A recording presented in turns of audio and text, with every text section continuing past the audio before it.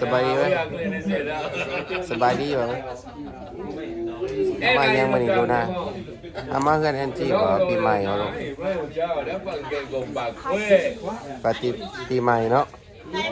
สบายดีพี่น้องวันนี้มาเพื่อนน้องสาวนั่งที่อเดช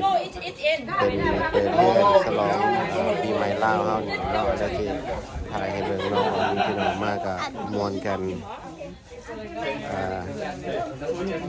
เป็นเชิญมาจะได้มาแวะบ้านเพิ่นข้าวหนึ่งเนาะโอเคนะที่พาเบิ่งเนาะตอนนี้พี่น้องเนาะหลายคนทางนอกอันนี้คือมุมบ้านของน้องสาวเนาะเนเบอร์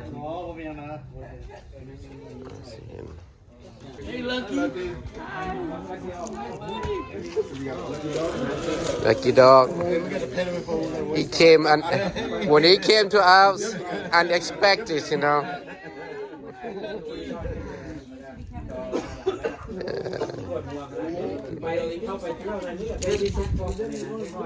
มา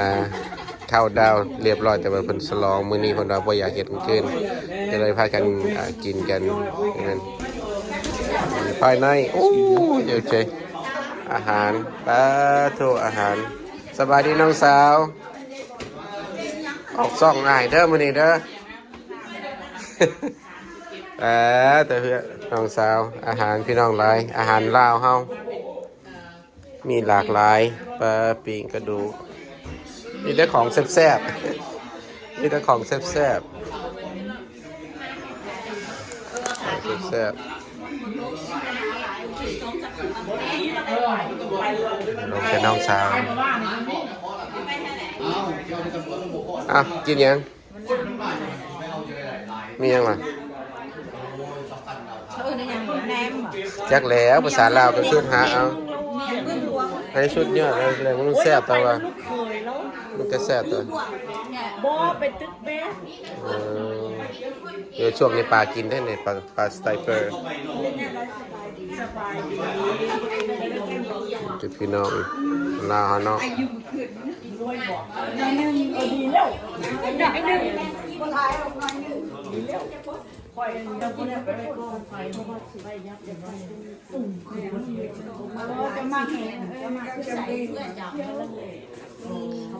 นี่อาหารกินเดียวนี่แค่นี้ไปว่ามันคือเขาคือเขายำมาดิไม่ยำแดงเนื้อขนาดมันคือเขายำเขายำเหมือนแต่ว่าเขาตำเหมือนว่าเขาเห็นเขาเพื่อเขาจะตำเอาแต่แม่คือในสาวว่าบางเขตมันคือเขาขึ้นแบบนั้นคือบางเขตก็จะเห็นได้เผาหนึ่งนะก็จะเห็นนะขนาดมันหอมแซ่บเคยเห็นผู้เฒ่าเพื่อนเราก็เลยขึ้นเราไล่นี่เขาแม่อันนั้นเอาวันนี้เอามาไว้ที่อะไรเอามาไว้เช้าน้ำไม้เป็นแซ่บสุกหน่อไม้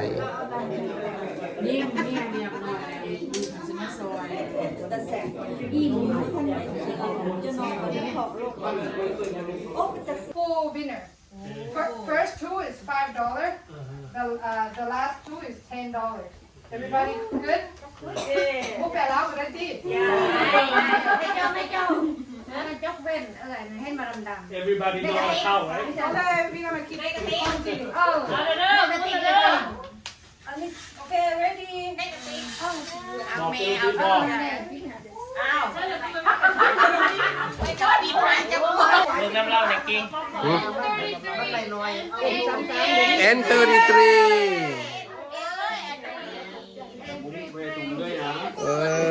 เขาได้ค่ะใครบุมีเนี่ยมือเห็นแต่ถ้ามีแต่60นะคันG55 G55 นี่เลยใช่เป็นเขา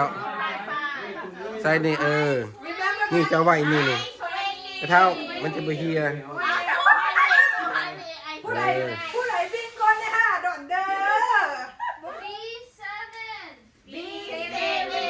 B7 มึงนี่โอ้ I got one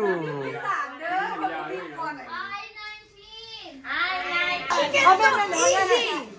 ลุงหยอดเอาก็ได้ ไปกองด้วย โอเคโอเคทำมัน ถ้าเป็นนั้น ใหญ่ใหญ่จริง ลุงหยอดเราซื้ออ่ะ อันนี้แพร่มียาแก้แพ้ให้กินเหรอ เอา แพ้ได้แล้วผู้แพ้ขึ้นตาเลยดิ เด็กเอาผู้ใหญ่มาผู้ใหญ่มาผู้ใหญ่มาเล่นมา เลย หนี เด็กน้อยกระโดดอ่า ไปคืออ่ายโอ้ยยังไงอ่าย เลี้ยงมา แค่ เอาเป็นครูมาเป็นยังใส่ตุนกันนะเอาเป็นครูโลด เอาเดี๋ยวจะต้องห้องให้มูได้ยิน ไปกับซิติเซ็ตเอาเลยเอา เธอจะไป มา แล้ แล้ว วให้มันเติมสินะไปแค่ โอ้ย เอาบางน้ำติ๊กเจ้ากับซิเซ็ตคือกันเอาบางน้ำติ๊ก บอยที่เราตัวไม้ของผู้ละอันผู้ละอัน แพ้กูได้เฮ้ยไม่มีมาแทะเอาไป แค่ นี่เรายังไหวเนี่ยฮะไม่จุกเท่าไหร่ มันก็นั้นไม่ยั้งนี่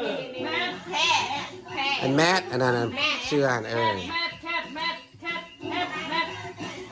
อันแบทตัวนั้นแบท เอาไปเอาตัวไม้เอาที่เขาตอก อย่าเรียกออกกล็อกอีกแล้วอะไรนะ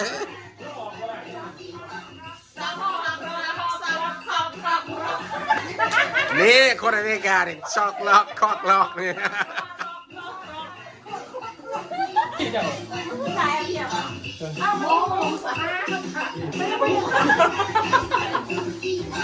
หมูหมาไก่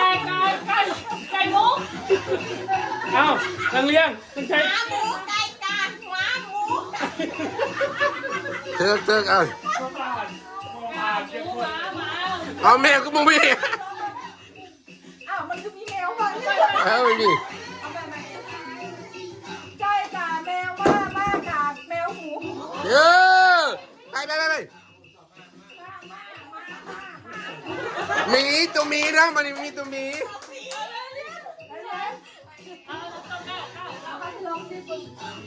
หมูมาเนี่ยตัวไม่ใหญ่นะ หัวหมูมีไก่แมวโอ้ยคนมีอะไร อะไรใช้กันได้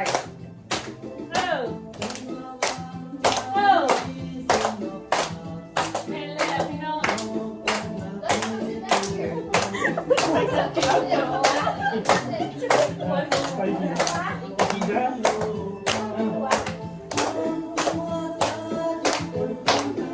เอาดีเนี่ย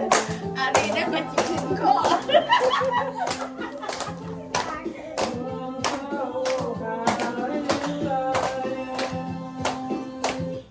นี่ไป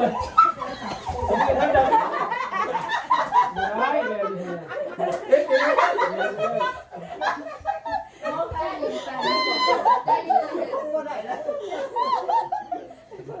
โอ้ยตาย เอากูเลยกู ตายก่อนเลย กูเลยไม่ได้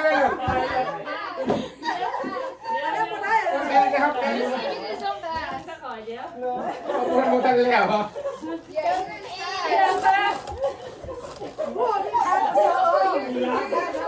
รัก แค่กับว่านี่บ้านกับว่านี่ฝ่าย รัก ไอ้จีก็ให้รักเดี๋ยวแค่ อะไร บางทีมันพูดกัน โดนจะได้ระบาดนี่โอ้มันโตขึ้นอ่ะ สุดท้ายรอบสุดท้ายทีมไหน มัน ช ตื่ นะ นมันตื่นมันโดน ทีมไหนชนะเจ็ดห้าเดิน บ่ผ่าน เฮ้ยสิแล้วฟันไฟเดินเดินบันนี้วิ่งเลยได้บันนี้เอ้า บ่ผ่าน เอาพักอีกว่านี่ ภาพเองคือถ่าย เขายังไม่ตายเหรอ ยังไง เอาต่อ ยังไม่ผ่านครับจริงนะ ดูมิวสิก มันยุดเลยเนี่ยต้นเนี่ยกระโดดกอดคอย ลักกี้เต้นเลยลักกี้เต้นเลยลูกเต้นเลย อย่าโดนเลย มันโดดแล้วมัน คือโดนปุ๊บเมื่อกี้เลยเหรอคือตื่นเท่านั้น คู่อื่นก็ขึงหลังคู่นั้นคู่กับเมียอยู่ด้วยกันเอาไปเพชรสุดท้าย เอาไอ้โดน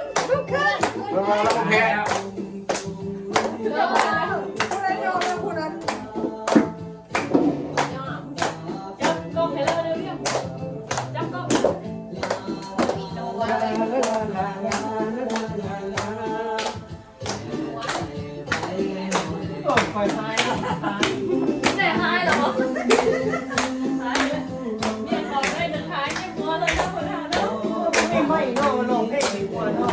ต่อไปต้องมีมาคาราโอเกะด้วย ชอบลงเพลง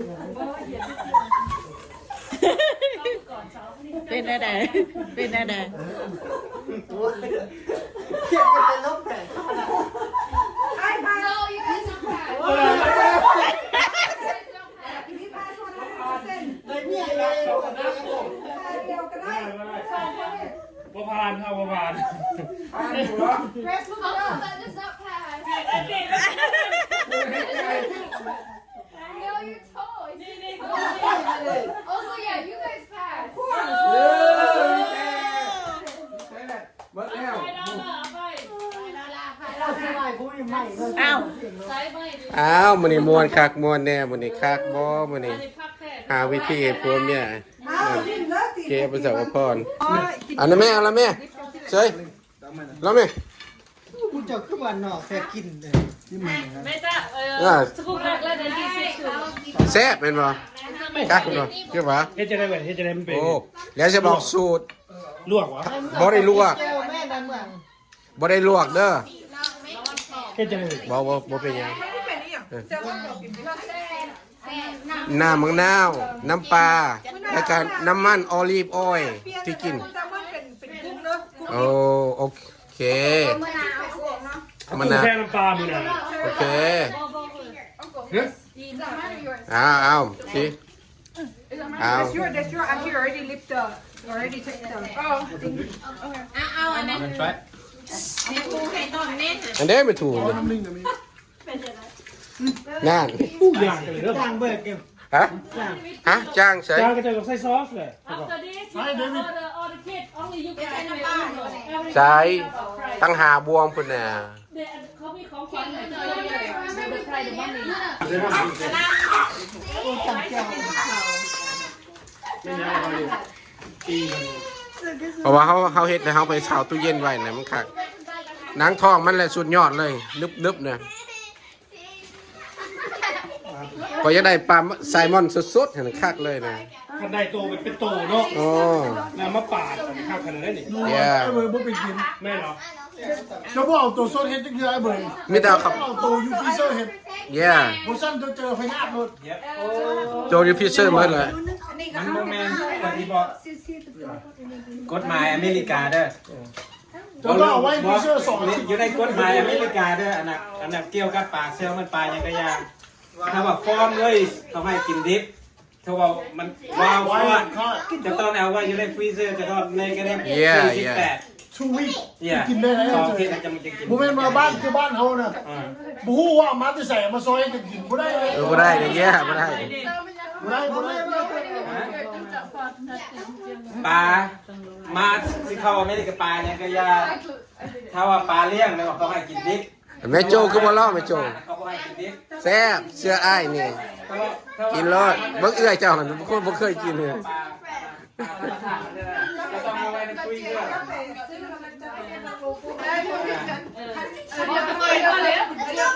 จะได้ซื้อยี่ห้อเดียวเลย Pato, da con you. I. LT.